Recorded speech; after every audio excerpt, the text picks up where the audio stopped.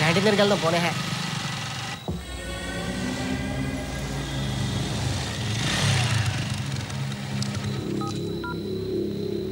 అన్నా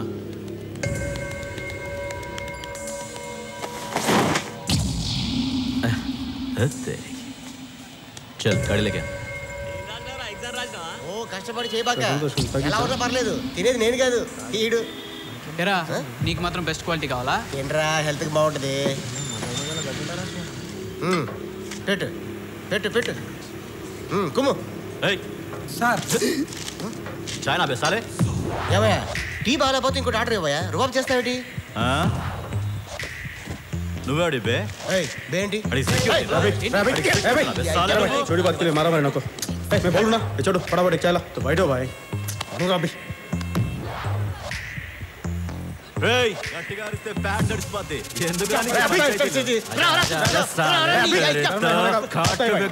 मैं बोल रहा भाई अभी जा जा लेके जा इसको. ఏట్రాడు ज्यादा होशियारी नहीं दिखाना. बोला रे పోజు కొడతాడు రాడు. बने भाई రవి ఎవరన్నా ఒక్కరికి ఇవ్వాల చెప్పు. రవి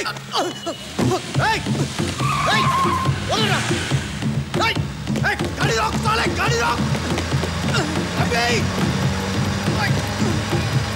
అబే గాడి రాక్.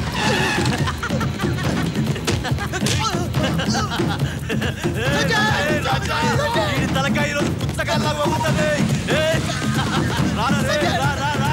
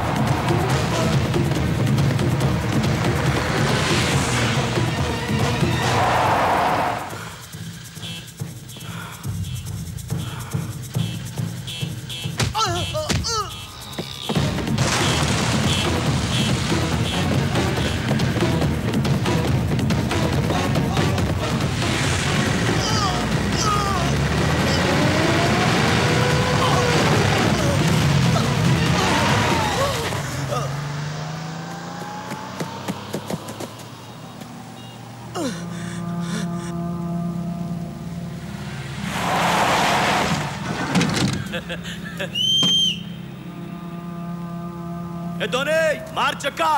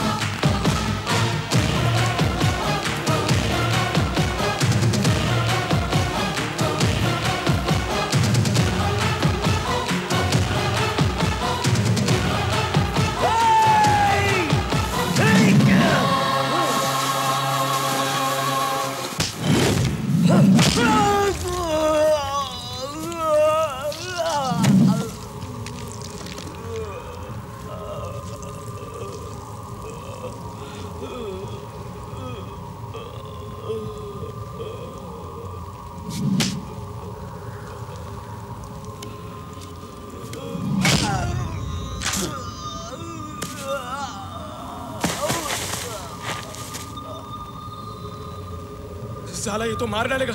मैं नहीं लड़ूंगा इसके साथ. ये ले तेरा 10,000. मैं जा रहा हूँ मैं.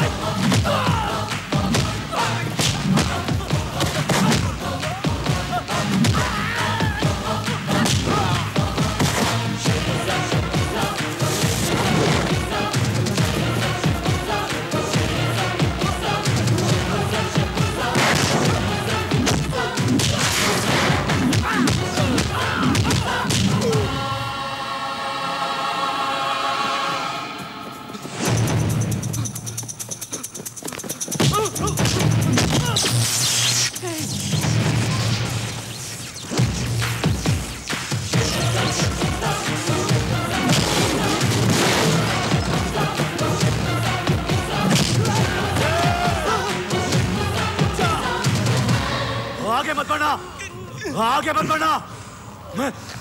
मैं मार दूंगा इसको, चंपेस्ता भी नहीं, ముందుకు వస్తే పొడి చేస్తా भी नहीं, రావద్దు పొడు मैं मजाक नहीं कर रहा हूँ, ముందుకు వస్తే పొడి చేస్తా भी नहीं, నీకే చెప్పేది నేను చెప్తున్నాను పొడు వాడిని आगे मत बढ़ना, రావద్దు పొడు పొడు రావద్దు నీ ఎప్పుడు పొడు నిజంగానే పొడి చేస్తా నువ్వు వాడిని చంపినా చంపబోయినా నేను చంపేస్తాను నీకు పిచ్చా చావు కనీసం ఒక్కడిని చంపానన్నా చుట్టూనే నీకు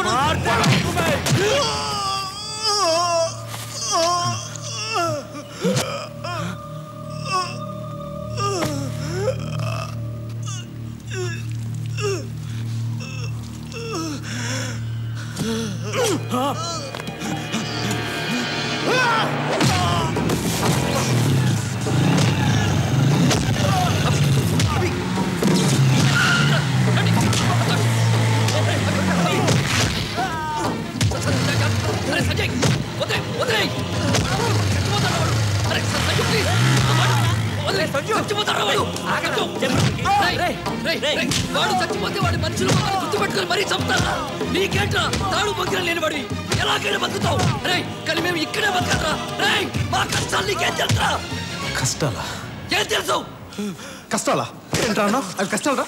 ఖరీదైన బైకులో తిరుగుతూ ఏసీ రూమ్ లో ఉంటూ వేలకు వేల రూపాయలు గుడ్డలు డిజైనర్ గుడ్డలు వేసుకుని తిరుగుతూ రోజుకి 1000 రూపాయలు ఖర్చు పెట్టే నీకు కష్టాల గురించి మాట్లాడే హక్కు లేదు. కష్టాలు ఎలా ఉంటాయి, నిజ జీవితంలో కష్టాలు ఎలా ఉంటాయి నేను చెప్తాను, నువ్వు విను. ఈ రోజు నువ్వు స్కూల్కి వెళ్ళాలంటే 4 కిలోమీటర్లు, 4 కిలోమీటర్లు, రోజుకి 8 కిలోమీటర్లు నడవాలన్న సంగతి నీకు తెలుసా? నాకు తెలుసు. అన్నం అంటే జొన్నన్నం తినాలని, వరన్నం 6 నెలలకి వండుకుంటారని, పరమాన్నం వండినప్పుడే పండుగ అంటారన్న విషయం నీకు తెలుసా? నాకు తెలుసు. ఆడుకోవాల్సిన పశు వయసులో సరైన వైద్యం అందుక బిడ్డలు చనిపోతారన్న విషయం నీకు తెలుసా? ఆకలేస్తే నేల వైపు, దాహం వేస్తే ఆకాశం వైపు చూసే మనుషులు ఇంకా బతుకున్నారు ఈ సమాజంలో. నువ్వు బతుకున్న ఈ సమాజం ఉన్నారని ఇంకా తెలుసా నీకు? తండ్రి చనిపోయిన 6 గంటలకి, తల్లి చనిపోతే ఆ బాధ ఎలా ఉంటుందో ఎప్పుడైనా అనుభవించావా? నేను అనుభవించాను.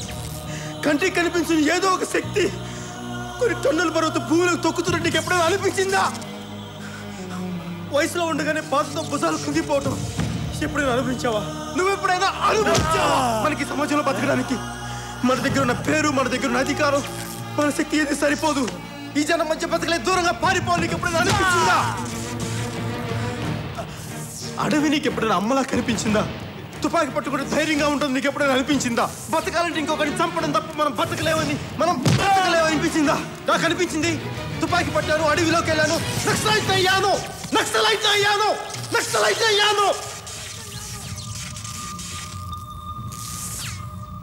ఇక్కడ కష్టం గురించి మాట్లాడే హక్కు నాకు మాత్రమే ఉంది, నీకు లేదు. ఖచ్చితంగా నీకు లేదు.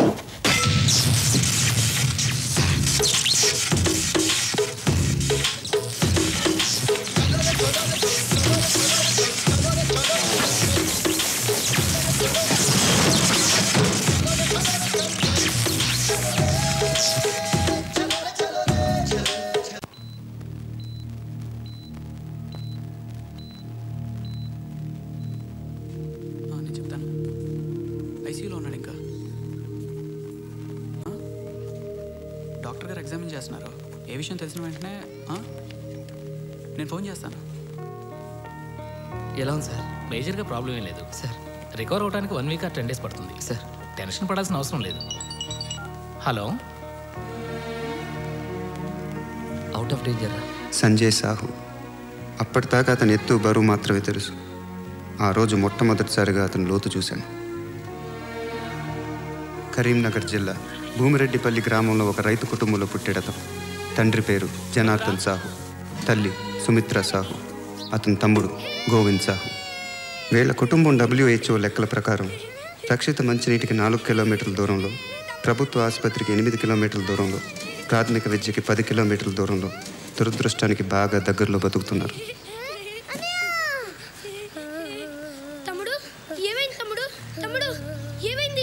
ఏ cyanotic congenital heart disease with ventricular septal defect. ఏం లేదు, గుండెల్లో చిల్లు. హైదరాబాద్ తీసుకెళ్ళాలి, కొన్ని టెస్ట్లు అవి చేయించాలి.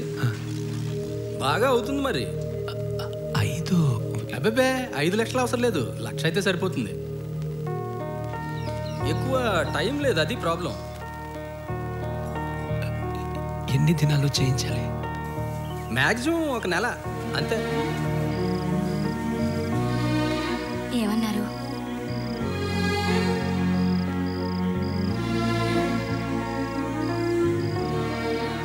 నీరసం వచ్చి పడిపోయాడంతే. ఈ అరుగు తాగితే తగ్గిపోతున్నారు.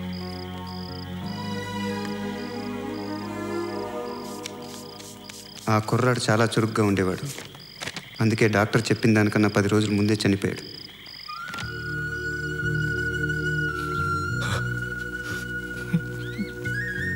సంజయ్ సాహు 8 ఏళ్ల వయసులో మొదటిసారిగా శ్మశానం చూశాడు. ఆ తర్వాత చాలా రోజుల పాటు అతను పరిగెత్తలేదు. కొన్నేళ్ల తర్వాత జనార్దన్ సాహు పంటకి పురుగు పట్టిందని ఇల్లు పొలం తాకట్టు పెట్టి మరీ పురుగుల మందు కొని వాడాడు. పనిచేయలేదు. అతను కోపం వచ్చింది. ఆ మందు తనే తాగాడు. పనిచేసింది.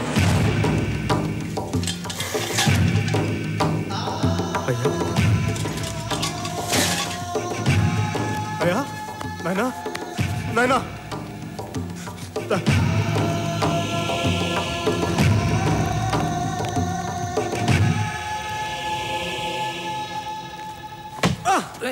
జాగ్రత్త.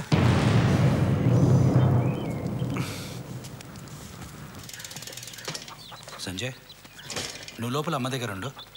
నిన్నటి నుంచి మీ ఇద్దరు అసలు ఏం తినలేదు. నేను వెళ్ళి టిఫిన్ తెస్తా.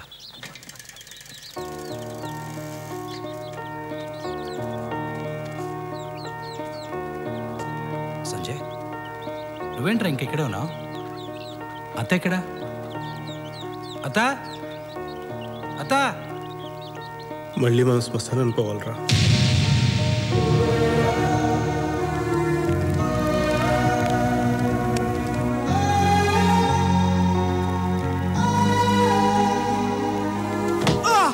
సంజయ్, కాలుకి ఏమైనా దెబ్బ తగిలిందా? ఏంట్రా, ఏమైందిరా?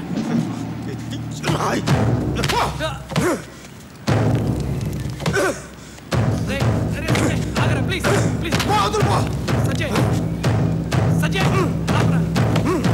సంజయ్ ఆగరా ప్లీజ్.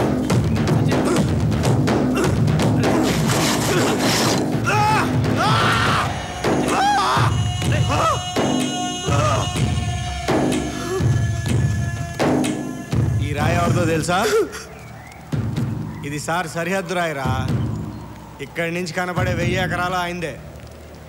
అలాంటి ఆయన సరిహద్దు రాయి మీద చేసే అంత మగాడివా? ఆ రాయే పీకేస్తావా? ఏంట్రా కొడతావా?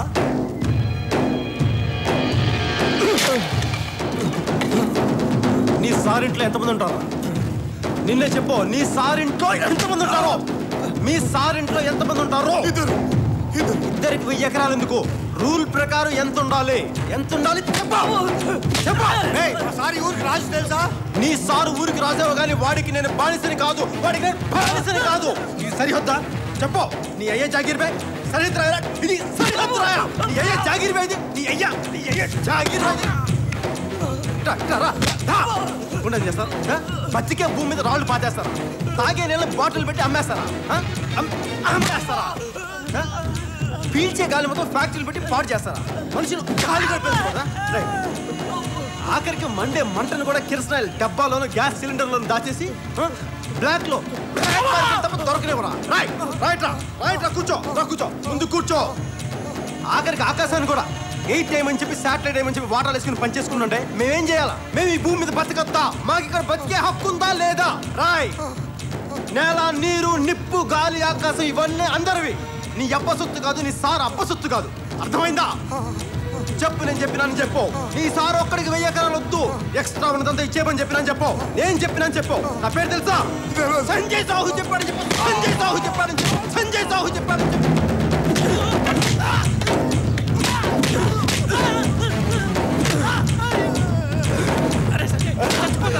ఆపరా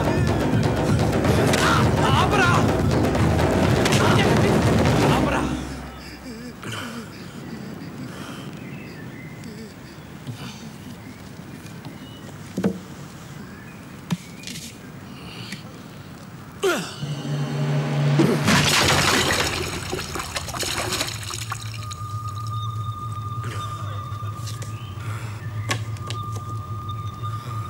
నీకొచ్చి నీ కోపం గాలికి తగిలిన రాయి మీద, రాయిని పాతిన సార్ మీద, సారు పంపిన మనుష్యుల మీది కాదు, ఇంకా చాలా వాటి మీద.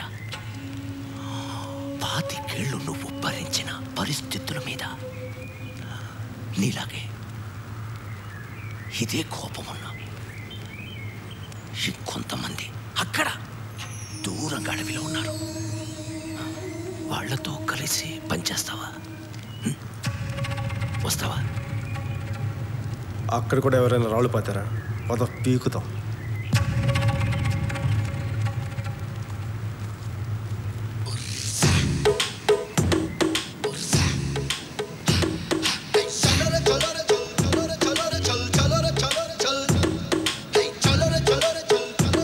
ఒక మనిషికుంటే కోపం, అదే కోపం గుంపుకుంటే ఉద్యమం అని అతనికి అప్పుడే తెలిసింది. కొరియర్గా జీవితం ప్రారంభించిన అతను కొద్ది రోజుల్లోనే క్యాడర్గా, ఆ తర్వాత లీడర్గా ఎదిగాడు.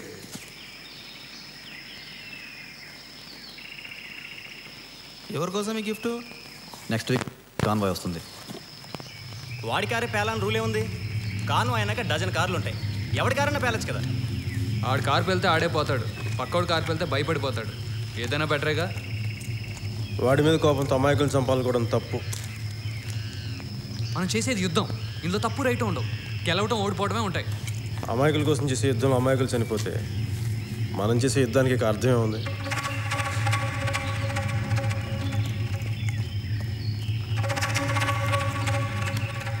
ఇది పైనుంచి ఆర్డర్.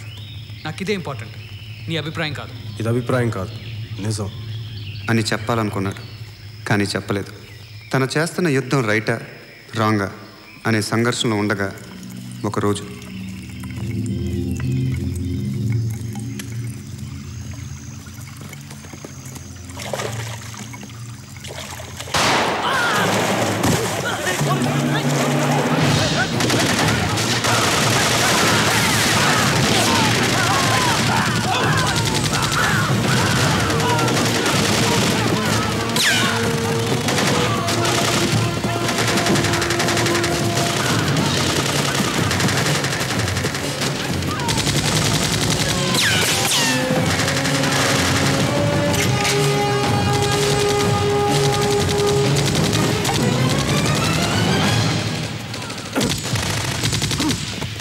చస్తావు. ఎంతమంది ఉన్నారు? రఫ్గా ఒక 5-6 ఉంటారు. జలుబా కాదు, సైనస్. మందులను వాళ్ళపోయావా? మందులే వాడలేదా? ఏం వాడినా చచ్చేదాకా పోతుంది. అయితే కొంచెం ముందుకెళ్ళు, మొత్తానికే పోతుంది.